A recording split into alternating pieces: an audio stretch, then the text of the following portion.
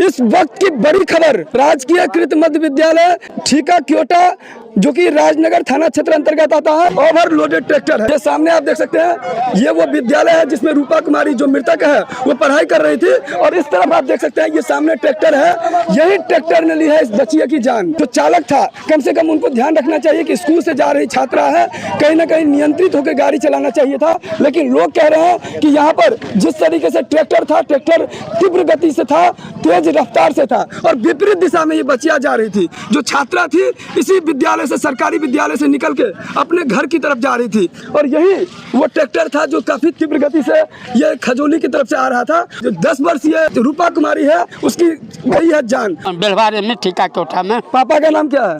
अर्जुन पासवान। हाँ, ओवरलोडिंग से स्कूल गए थे, ट्रैक्टर आई। दोनों बहन साथ में जा रहे थे। हाँ, हम दोनों बहन साथ में जा रहे थे, स्पीड में चला दिया।